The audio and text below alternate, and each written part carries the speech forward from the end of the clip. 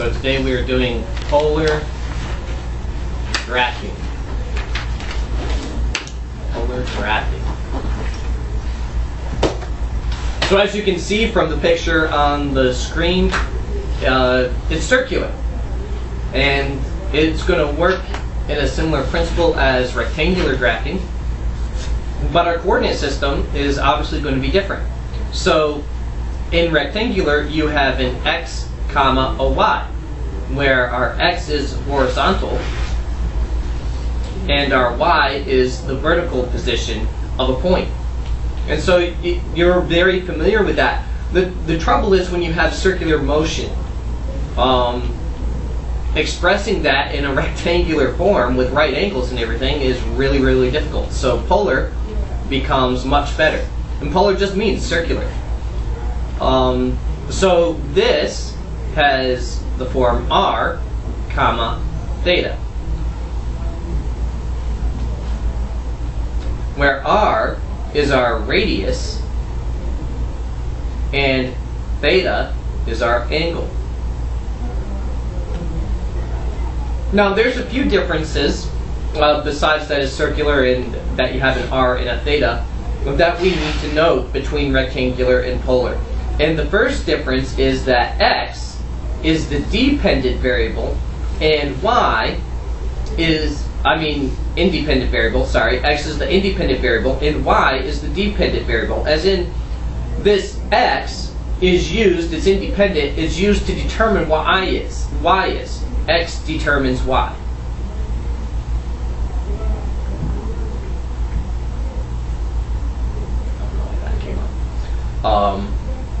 X determines y. And we can actually flip that around if we want, but that's generally how it is. And the thing is, notice x is first.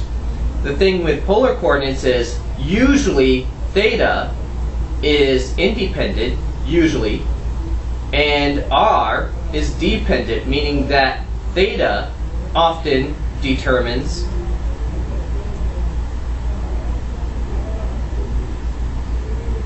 r, determines the radius. Now it can be backwards, but that for the most part is the case. Alright, well let's just practice graphing a few.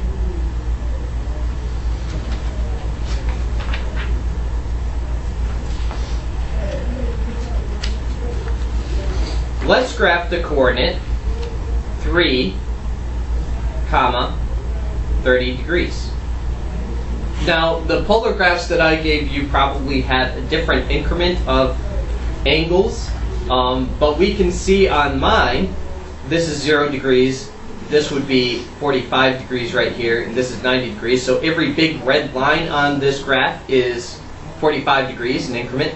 And each of these little blue ones should be 15 degrees. So 15 degrees, 30 degrees, and so on. So you'll have to figure out your increment there.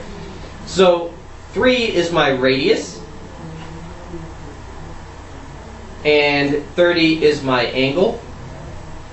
So I am 3 circles out. Right? So 1, 2, 3. You see how I did that? I counted 3. Alright, now I find my angle. My angle is 30. So right here, that is point A.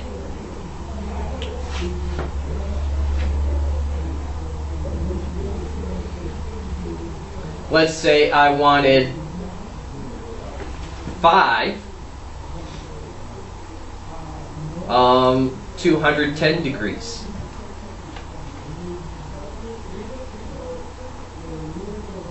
Maybe we should label these. That's point A, this will be point B. So point A is right here. So point B. So I'm going to count to the 5th ring. So 1, 2, 3, 4, 5. I'm at the 5th ring. And now I need to go 210 degrees. So I'm going to go all the way around. Here's 180. Okay, and then another 15 gives me 195. And then another 15 gives me 210 degrees. Alright, so there's point B. We could also have a negative radius. Okay, and we could have a negative angle, so we'll do both of those. And really, it's just going to come down to what makes sense to you. So let's say I have -4, and I want to go, let's just say 45 degrees. We'll make it one of those red lines so that you can see what's going on here.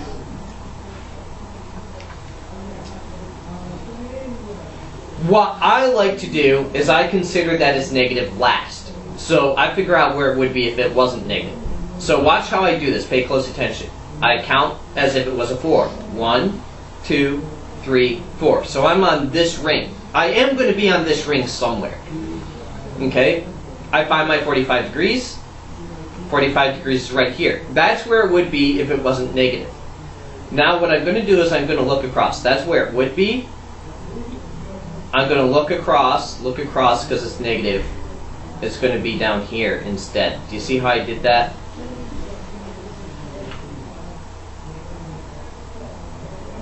Does that make sense how I did that? Mm-hmm.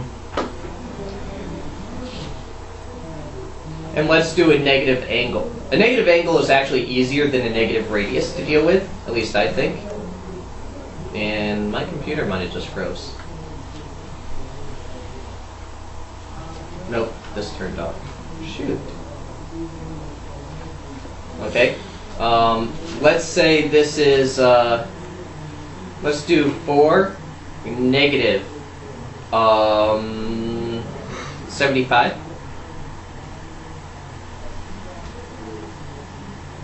So the negative angle I'm just going to count clockwise. So 1, 2, 3, 4. So I'm on the 4th ring again. Instead of going counterclockwise, I'll go clockwise 75 degrees. So 15, 30, 45, 60, and then 75. So I'm going to have to plug this in over here. Hopefully this is the right thingamajig. And I hope it fits. That would be nice. There we go. Okay, so we are right. 1, 2, 3, 4. We are right here. Point D. And do you see how I counted that? Counterclockwise? I mean clockwise? Any questions on graphing polar form? Okay, so you are going to have a few questions tonight in your homework that you need to just simply produce some polar points. Alright, so I'm going to take it that we don't have any questions. That what if I want to change from polar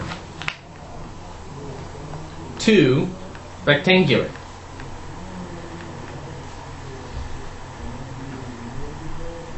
I want to go from the polar coordinate system to the rectangular coordinate system. So what you need to picture, I'm not going to show you, but picture what if you took your polar graph and put it right over top of a rectangular graph, and you wanted to know what is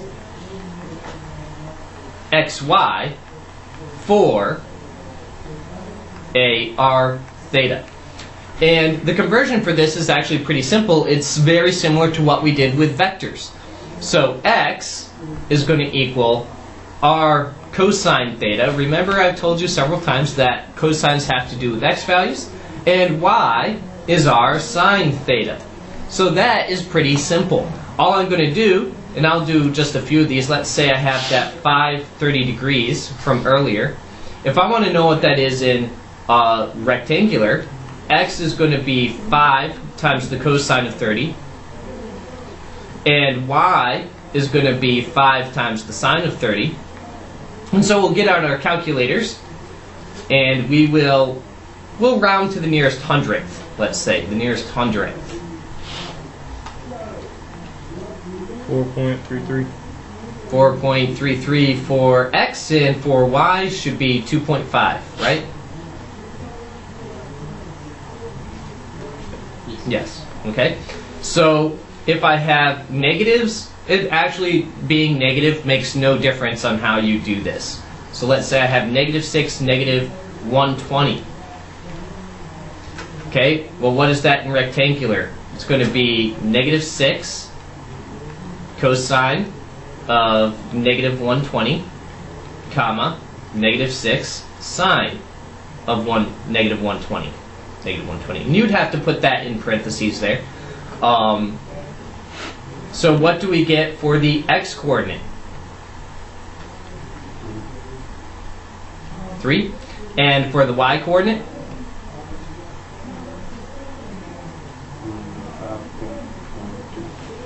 5.12. What? Negative 5.12. Or what? 5.12. Yeah. 5.12. Positive 5.12. All right, so any questions on that? We good? So far, r theta and changing to rectangular from polar. So you sense what's coming next, right? What if I go from rectangular to polar? So the other way. So I start with the rectangular coordinate and want to know, well, what is the polar coordinate? Now, in order to do that, we're going to need some more tricks up our sleeve. We are going to need an angle, and we are going to need, so we're still going to need this x equals r cosine theta, and we're still going to need this y equals r sine theta, but I need a way to get theta. So let's just draw a quick sketch. So suppose I start with a point 3, 5. Okay? So I want to change that to polar. So here's our rough sketch of where this would be. It's going to be up here. Okay? And what I'm going to do to think of, basically all of this comes down to triangles. So this is my theta. Now you are going to have to think about where your theta is. You're going to need to use reference angles. So remember, if I'm in quadrant 1, theta is the reference angle. Okay? In quadrant 2, I'm saying alpha is my reference angle. It's 180 minus my reference angle. For quadrant 3, it's 180 plus my reference angle. And you can figure this out just by drawing it. I think we've talked about this more. In quadrant 4, it's 360 minus alpha, where alpha is our reference angle. You should have had that in your notes somewhere else. So I'm going to find, well, think, how can I find this reference angle right here for 3, 5? Tangent. Okay? So tangent of theta is going to equal what? 502. And then I'm going to inverse tan to get my theta. So inverse tangent, what's theta to the nearest hundredth?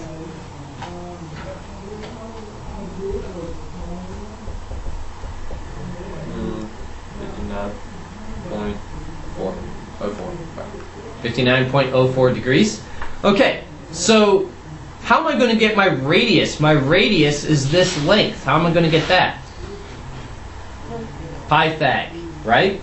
So I'm going to Pythag it. So 5 squared, or 3 squared, plus 5 squared will equal my radius squared. So 9 plus 25 equals my radius squared, which means my radius is... You said that and then I jumped to it. So root 34 is my radius. Alright. So what are my polar coordinates? Well, my polar coordinates are r comma theta. Do I have an r? Yes. It's root 34. Do I have a theta? Yep. 59.04 degrees. Okay? So what I want to do before we do some practice problems of more of changing from rectangular to polar is give you basically the synopsis there of what we used. We used tangent, right, to get the angle. So tangent was y over x. And we used Pythag, and notice I did x squared plus y squared ended up equaling r squared. And does that make sense based on what we just did? See, this was x, this was y, okay, and this is my radius. It'd be c squared right there. Does that make sense? So basically we need a bank of these things. And the reason we're going to need the bank of formulas here is not because we are going to change from a rectangular coordinate to a polar or polar to a rectangular all the time. I mean, I do use these, but we want this bank because we're going to want to change entire formulas from rectangular to polar or polar to rectangular. We'll be practicing that shortly. Alright, so there's our bank of formulas. Now let's try changing something like -5, comma, -2. And let's do a quadrant 4-1. Let's do a 3, -7. Okay, let's change each of those to polar coordinates. So I'm not even going to bother drawing a picture. I'm in quadrant number 3 right here. And this one I'm in quadrant number 4, so I'll just note that. And to get r, so first thing I need is r. So r squared is going to equal -5 squared plus -2 squared. So r squared equals 25 plus 25 plus 4. So r equals square root 29. Any questions how I got r there? Alright, now tangent, when I do this tangent theta, I'm going to ignore the signs on those and just use reference angles. That's what I would do. But, and I might actually not even put theta right there, because then I might be tempted to say, so I'm going to just put alpha there to remind myself that this is the reference angle. This isn't the actual angle. So I get 2/5, and my reference angle, inverse tan, 2/5. 21.80. Okay, so there's my reference angle, which means my theta, I'm in quadrant 3. 0.1.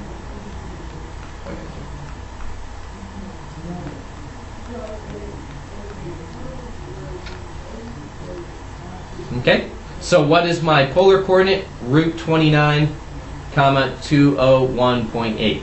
Now, how would I graph this in polar coordinates? Well, I'd actually take that square root, and I would round to the nearest tenth. That was about as accurate as you're going to be able to get on those. Okay, quadrant 4-1. So r squared is going to be 9 plus 49. I'm just jumping the gun right there. So r squared is going to be 58, which means r. And I would have to simplify these radicals. Don't forget to simplify, if possible. So there's our radius, tan alpha. So I need to remember I'm in quadrant 4, so I'm going to do 360 times, subtract my reference angle.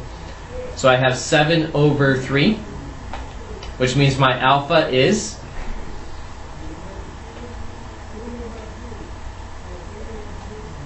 66.8. So why'd you read out negative? because I'm just going to deal with the reference angle.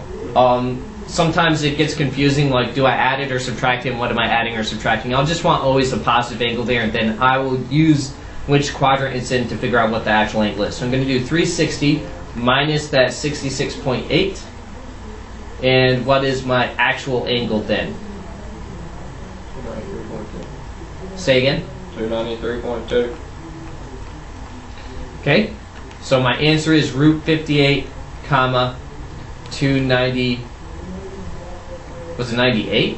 3. 93. Okay, 293.2. Oh, degrees. Okay, any questions on how to convert from polar to rectangular, or rectangular to polar, just a point? Any questions on graphing any of these? Yes, no? Okay. Then, let's try going back to this. I'm going to erase all this. Let's try a full out polar graph. Let's graph. So this is going to be an equation. Let's graph r equals 3.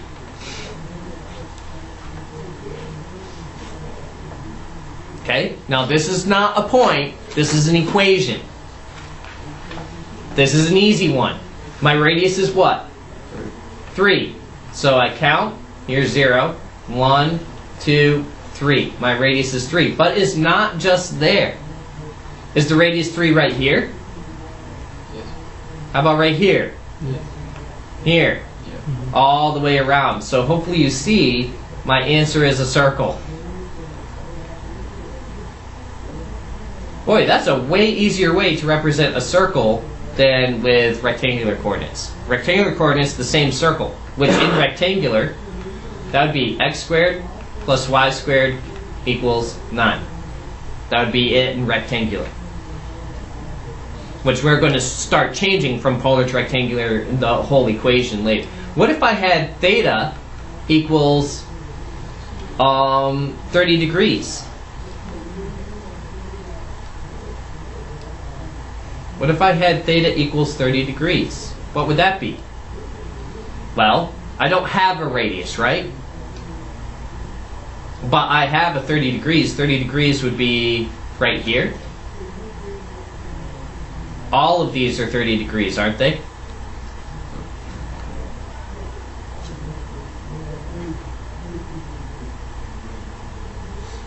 And then with a negative radius, you see, 15, 30. So this is a line.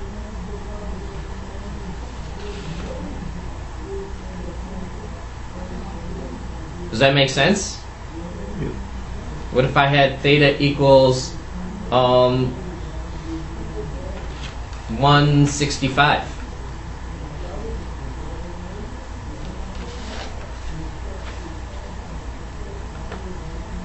Well, 165 is over here. This is 165. So I do the positive half of my line, and then I go across, and there's the negative half. So you can get straight lines in polar coordinates, and actually the lines and circles are actually way easier. I don't have a slope, do I? Well, I do have a slope, but I don't have to worry about it with polar coordinates. So it actually, even lines end up being simpler in polar. But the power of polar isn't either of those really.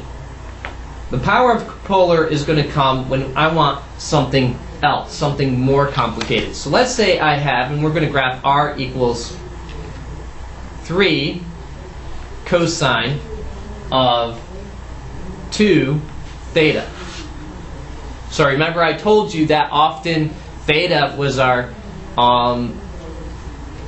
independent variable, and we use that to find our radius. Now you can switch your calculator to polar form, and we probably will run out of time as we do this, but as with any graph, we can make a table of values. And if you want to switch r and theta and do it the other way, which actually let's go ahead and do that. Because our points are always r then theta, right? It just happens I'm going to fill in the theta column first. So 0 degrees, let's do 15 degrees, 30 degrees. You might want to do other increments in the future, but I'm just using this for now. So get out your calculator and get to table mode. Or actually, don't even bother getting in table mode. Just go to your run mode, and we'll just do this all by hand. 15. Alright, so if you put in 0, type in 3 cosine parentheses 2 times 0 in parentheses. What do you get for the radius? 3. 3. Alright, so 3 and at 0 degrees. Here's my first point. You can always graph with a table of values. So when you're graphing these, that's what you're going to have to do. There aren't any like weird tricks like you have with rectangular that we're going to be able to use. Alright, put in 15 degrees. What do we get? Did I put that in the right spot? 1, 2, am I dumb? Yeah. I'm dumb, I put that in the wrong spot. No, right 1, 2, 3. If I could count to 3, that would help. If it's a decimal, how do you want us to round it? Well, round it to the nearest 10. We'll be fine. 2.6. 2.6. Okay, so at 15 degrees, 2.6, and then 15 degrees, so like right here maybe. Okay, how about 30 degrees? What do we get?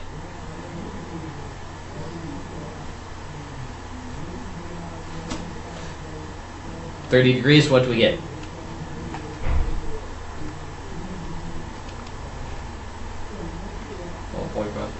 Okay, so 1.5. So that's going to be right here. Now you may want to be connecting these as you go. This should be nice and smooth, curvy. Okay, how about 45 degrees?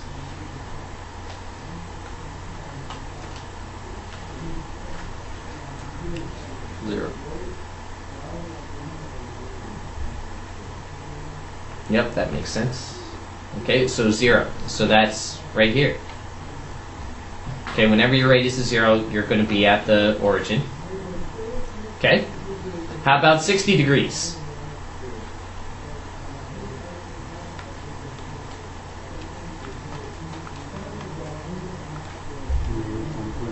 Negative 1.5. So now we have to be careful how we draw that. So we're at negative 1.5. So I just count 1.5. I would normally go 60, which would be like right here would be 60. Okay, but I'm going to have to go down here. Okay, so right here. Okay, how about 75?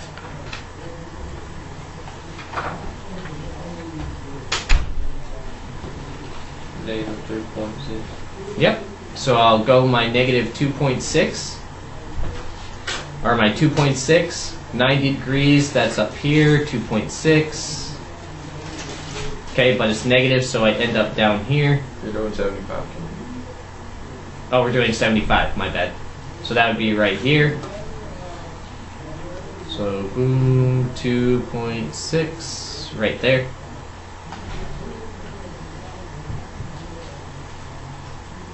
Okay, now we're at 90. Negative 3.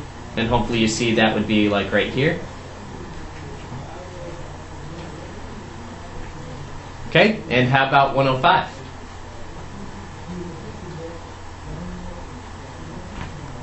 Negative 2.6. So do you see that that will end up right here?